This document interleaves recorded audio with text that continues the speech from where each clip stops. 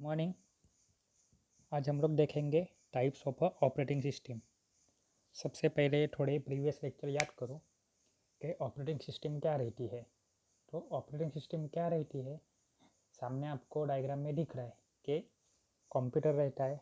Computer के साथ interact करने के लिए यूज़र, लेकिन user can not directly interact, यानी यूज़र को नहीं समझती लैंग्वेज कंप्यूटर की और कंप्यूटर को नहीं समझती है यूज़र की लैंग्वेज। फिर भी हम लोग का काम क्या रहता है, to provide the input to the computer. Computer will process it and ultimately it will produce some result which is और which must be in a human readable format. So to carry out all this operation smoothly we need operating system. यानी कि क्या करता है operating system, एक बीच में काम करता है मीडिएटर जैसा या फिर एक इंटरफेस जैसा।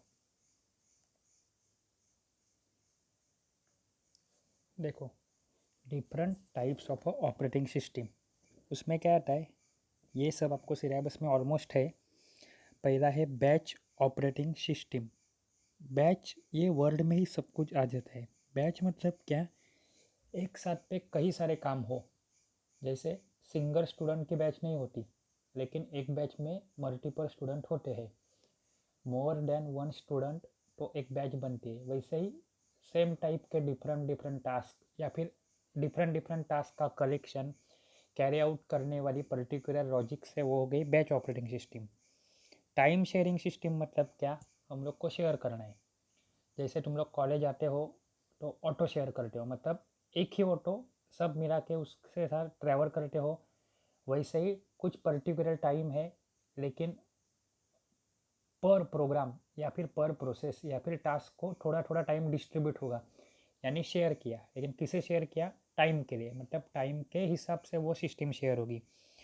मल्टी प्रोसेसिंग या फिर multi processor OS. Multi processor मतलब नॉर्मल ओएस में एक ही कंप्यूटर होता है या फिर सीपीयू होता है, लेकिन जहाँ पे सीपीयू मोर देन वन है, यानी एक से ज़्यादा कंप्यूटर है, यानी प्रोसेसर है, यानी सेंट्रल प्रोसेसिंग यूनिट है, वहाँ पे मल्टी प्रोसेसर ओएस आएगी। रियल टाइम मतलब क्या, सबसे इम्पोर्टेंट, और दुनिया में इसका एप्लीकेशन बहुत सारे हैं। All over world there are many application, right from railway reservation system up to air navigation system and और other essential services like earthquake intimation notification जो आता है वो क्या रहता है, रियल लाइफ पे डिपेंड रहता है। यानी रियल लाइफ में कोई भी चीज़ होती है उसको ग्रास्प करो, यानी इनपुट लो, उसको प्रोसेस करो और उसका आउटपुट जनरेट करो। तो ये रियल टाइम, यानी रियल टाइम सिस्टम में क्या आगे चल के आपको आएगा डिटेल में कि रियल टाइम सिस्टम कैसे होती है। तो quicker in input, quicker in processing and output must be quicker within the stipulated time और क्विक टाइम, तो ही वो काम की है।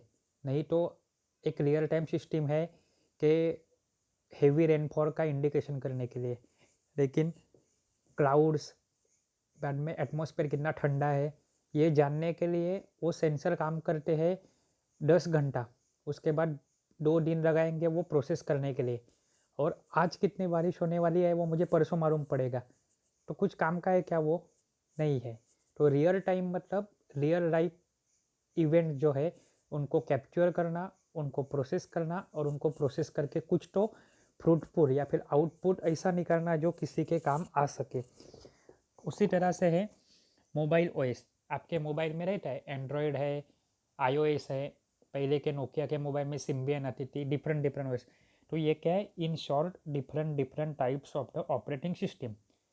टास्क, एम, पर्पस सबका एक ही है, यूज़र को एक व्यू प्रोवाइड करना, यूज़र को डिफरेंट डिफरेंट सर्विसेज प्रोवाइड करना, जो पहले हम लोग देख चुके हैं सर्विसेज ऑफ ओएस। और वो कैरी आउट किसके साथ होती है, माइक्रो प्रोसेसर और सीपीयू, और जिसे हम लोग बोलते हैं कंप्यूटर के साथ। यानी OS is the mediator which act as a interface between user and a computer, and there are different types of OS depending on feature or depending on the architecture or depending upon the criteria they use। देखो, आज हम लोग क्या देखेंगे, multiprogramming OS, यानी multiprogramming operating system. Multiprogramming मतलब क्या? जहाँ पे मल्टीपल प्रोग्राम है, not single. There is a uniprogramming system also available, but we want to study, or we want to study the architecture of the multi-programming OS. Multiple program, when there are multiple program which has to be carried out with a single processor. Program बहुत सारे हैं, processor कितना है? एक ही है. तो उनका काम कैसे करेंगे या फिर उनको अकम्प्लिश कैसे करना है, right from communication, resource sharing, और कौन सी प्रोग्राम को कभी किसके साथ कौन से प्रोसेसर तो अभी अपने पास एक ही है, उसके साथ अलोकेट करना है. ये सब कुछ किस में आ जाएगा? अपना मल्टी प्रोग्रामिंग ओएस. अभी के लिए सिंपल सामने वाले डायग्राम देखो, उसमें ब्लॉक कितने हैं? 3 ब्लॉक है. ब्लॉक नंबर ए जो रिप्रेजेंट कर रहा है प्रोग्राम ए, सेकंड ब्लॉक जो रिप्रेजेंट कर रहा है प्रोग्राम बी, और थर्ड ब्लॉक जो रिप्रेजेंट कर रहा है प्रोग्राम सी. तुम्हारे समझदारी के लिए हम लोग उसे रियल लाइफ के साथ जोड़ के देखते हैं. अभी भूल जाओ ये प्रोग्राम ए बी और सी है. अभी क्या मानते हैं हम लोग? ये 3 स्टूडेंट है, ए बी और सी. अभी ये 3 स्टूडेंट है, इनको पढ़ाई करनी है. पढ़ाई करने के लिए कौन चाहिए? टीचर चाहिए. अभी टीचर अवेलेबल नहीं है, लेकिन ये देखो सीपीयू नाम का एक टीचर है.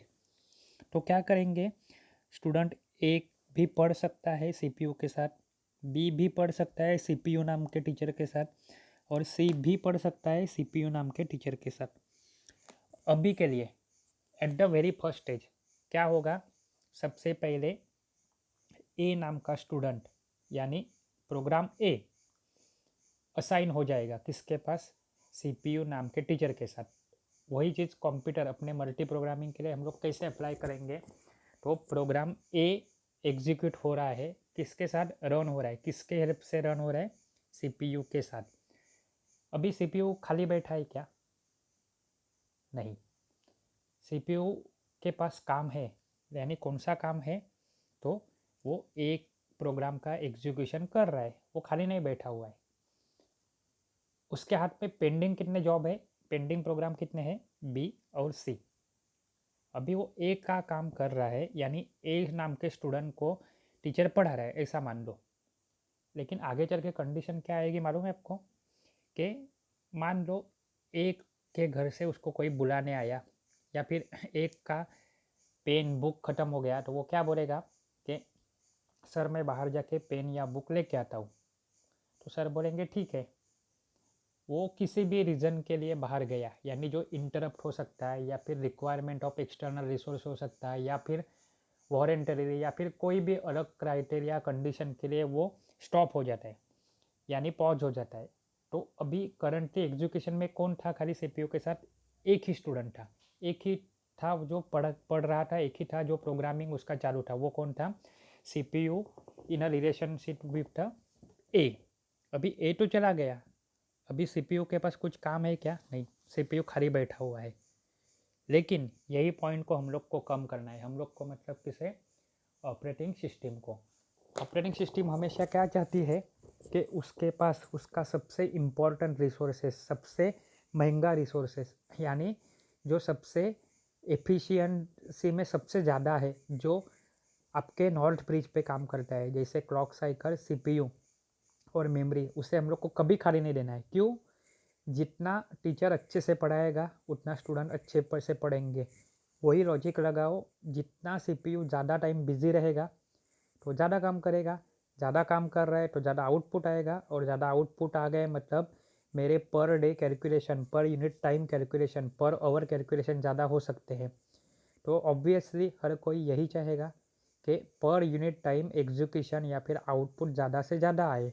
इसीलिए ऑपरेटिंग सिस्टम का एम पर्पज़ यहाँ पे क्या है? It will always monitor the programs and the CPU, so that CPU will never be idle. वो कभी भी खाली नहीं रहेगा, उसके पास हमेशा कुछ ना कुछ काम रहेगा. जैसे बोलते हैं ना, कुछ ना कुछ काम करते रहो, आराम से बैठो मत कभी. बस वही याद करो, पहले सीपीयू ए को लेके बैठा था, ए किसी रीज़न के लिए बाहर चला गया, तो सीपीयू को खुद की अक्ल नहीं होती, उसको शेड्यूलिंग करना पड़ता है, जो बाद में हम लोग देखने वाले हैं सीपीयू शेड्यूलिंग में. लेकिन वो सीपीयू शेड्यूलिंग भी काम किसका है, process scheduling, CPU scheduling, memory management, ये सब काम करता है ओएस। तो फटाक से ओएस क्या करती है, काम पे रख जाती है। और ओएस क्या करती है, देखती है सीपीयू काम कर रहा है, यस यस यस, जैसे भी ए चला गया वैसे वो मॉनिटर करती है और उसको मालूम पड़ता है ए के पास ए चला गया है और सीपीयू के पास कुछ काम नहीं है, तो it will immediately transfer the control of program B. अभी उसके सीपीयू के साथ कौन जुड़ गया, असाइन हो गया बी। मतलब जैसे भी ए चला गया और सीपीयू खाली हो गया, वैसे ऊपर से ओएस ने काम चालू कर दिया और उसने असाइन क्या कर दिया, बी नाम का प्रोग्राम असाइन कर दिया सीपीयू को। अभी वापस सीपीयू काम कर रहा है, मतलब सीपीयू खाली बैठा क्या, नहीं बैठा, वो काम कर रहा है। काम करते करते बी को भी कोई ऐसा रीज़न आया कि जिसकी वजह से उसको वो सिस्टम को पॉज करना पड़ता है, बराबर है, यानी वो इट कैनॉट कंटिन्यू प्रोसेसिंग। तो वो क्या करेगा, पर्टिकुलरली इन दिस केस मान लो कि कोई इंटरप्ट की वजह से, यानी रिक्वेस्ट करके वो रुक गया। अभी सीपीयू के पास ए था, ए रुका था इसलिए बी आ गया था, अभी बी भी रुक गया। अभी वापस क्या करेगी, ऑपरेटिंग सिस्टम देखेगी, मॉनिटर करेगी सीपीयू काम कर रहा है, हाँ अब तक तो कर रहा था, लेकिन बी चला गया है। फिर चेक करेगी मेमोरी में, पुल में प्रोग्राम है क्या कोई, हाँ कौन सा है, सी नाम का प्रोग्राम। तो वो बोलेगी कि इमीडिएटली सी को असाइन किसके साथ कर देगी, सीपीयू के साथ। यानी नहीं तो ऐसा नहीं करते तो क्या होता, ए फ़ोन पे बात करता 20 मिनट तक, तब तक सीपीयू खाली बैठा रहता और उसकी बात ख़त्म होने के बाद वापस से सीपीयू कंटिन्यू करता। लेकिन क्या किया ऑपरेटिंग सिस्टम ने, जो खाली पीरियड था, ब्लैंक स्पेस या फिर आइडल टाइम था, वो यूटिलाइज कर लिया। कैसे यूटिलाइज किया, ए नहीं ना तो ठीक है बी, बी नहीं ना तो सी, सी नहीं तो डी, ऐसा करके वो घूम के वापस से किसके पास आएगा, थोड़े टाइम के बाद ए के पास आएगा। जैसे मैं, यानी टीचर यहाँ पे पूछेगा ए को, कह रहे तेरा बात हो गया क्या, कॉल हो गया, तो वो बोलेगा हाँ। इन दिस केस क्या होगा, ए जिस चीज़ के लिए रुका था, मतलब उसको कुछ चाहिए था, वो मिल गया क्या, या फिर उसका काम पूरा हो गया, तो वो बोलेगा हाँ। वो स्टेट चेक करेंगे, वो कहाँ पे चेक करेंगे, पीसीबी नाम का कॉन्सेप्ट आएगा जो आगे के चैप्टर में, पीसीबी यानी क्या है, process control block, process control block, जिसे क्या बोलते हैं, पीसीबी।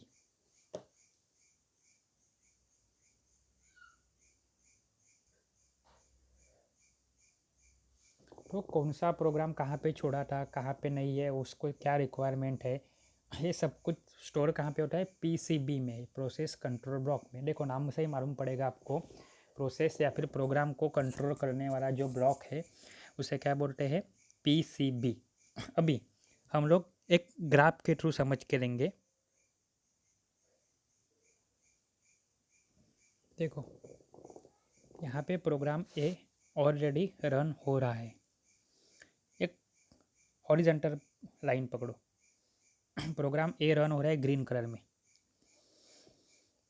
फिर वो थोड़े टाइम के बाद रुक जाता है, फिर कुछ चीज़ रन हो रही है क्या, नहीं, वेट स्टेट पे देखो पूरा ग्राफ एम्प्टी है, वो कब तक, एंडिंग तक, फिर वापस में वो क्या होता है, रन होता है, वापस वो वेट होता है। अभी ऑपरेटिंग सिस्टम क्या करती है, it will monitor CPU as well as the programs. जैसे भी ये प्रोग्राम रन होते होते स्टॉप होता है, यानी वेट स्टेट पे चला जाता है, then what will happen, it will check out the pool, जहाँ पे बहुत सारे प्रोग्राम ऑलरेडी रखे हुए हैं, वो क्या करेगी, बी नाम के प्रोग्राम को वहाँ से उठा लेगी, it will pick up the program B and it will assign to the CPU. तो देखो सेकंड नंबर के रेड कलर के ब्लॉक में क्या दिख रहा है, प्रोग्राम बी अभी रन हो रहा है लेकिन वो खुद रन होते होते भी बीच में रुक जाता है। फिर क्या हो सकता है, हम लोग का सी, एक तुम लोग को दूसरी डायग्राम दिखाऊंगा मैं, लेकिन मान लो ऊपर वाली दो डायग्राम का कॉम्बिनेशन किया तो देखो पर यूनिट टाइम कितनी बार वो रन हो रहा है, 4 बार। पहले लाइन में कितने टाइम एग्जीक्यूट हो रहा था, खाली 2 बार, दूसरे में भी 2 बार। लेकिन मल्टी प्रोग्रामिंग के कंसेप्ट ने क्या किया, जब भी सीपीयू खाली है चलो आ जाओ, सीपीयू खाली है आ जाओ, सीपीयू खाली नहीं बैठा है, तो पर यूनिट टाइम ये डायग्राम में देखने के लिए कितनी टाइम हो गया, 4 बार वो रन हो रहा है। ठीक है, और एक डायग्राम देखो,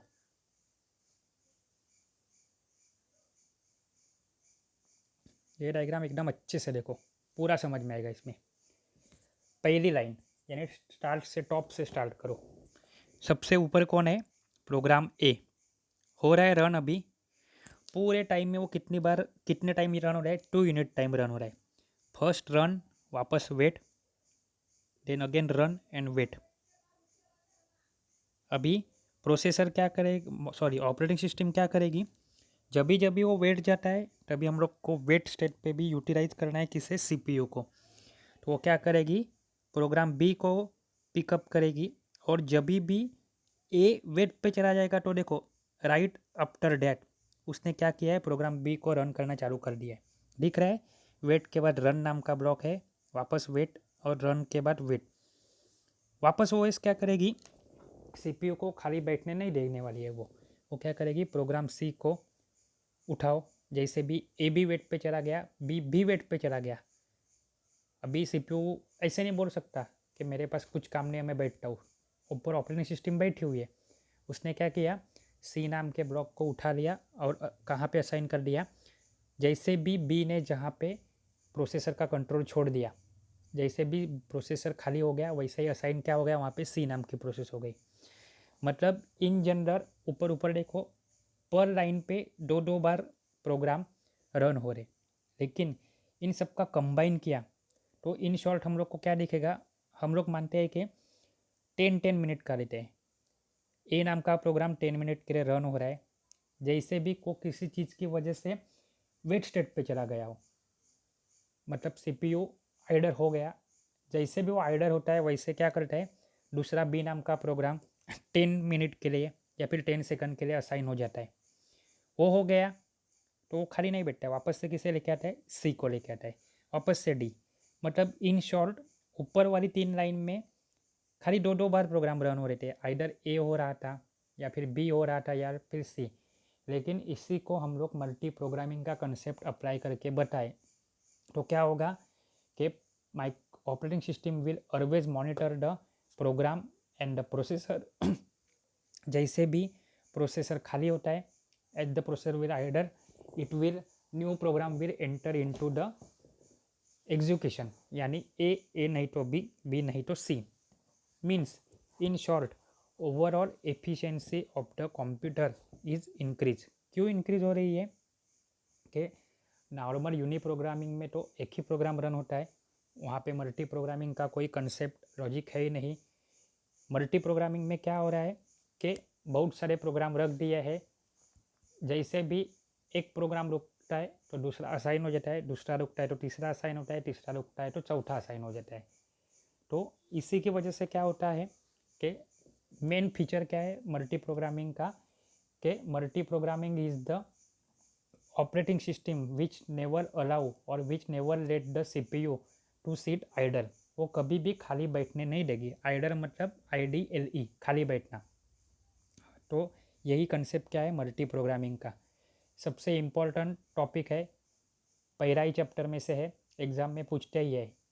जित डायग्राम आपको निकालनी है, ग्राफ के ऊपर रिप्रेजेंटेशन करना है, खाली ब्लॉक निकाल के नहीं आने, ब्लॉक को नाम भी देना है। मल्टी प्रोग्रामिंग है कि मल्टी प्रोसेसिंग है, प्रोग्राम ए कौन है, वेट स्टेट दिखानी है आपको, रनिंग स्टेट दिखानी है और कंबाइन इफेक्ट भी दिखाना है। नहीं तो आप बोलोगे हाँ सर 3 ब्लॉक निकालता हूँ, बात खत्म हुई नहीं।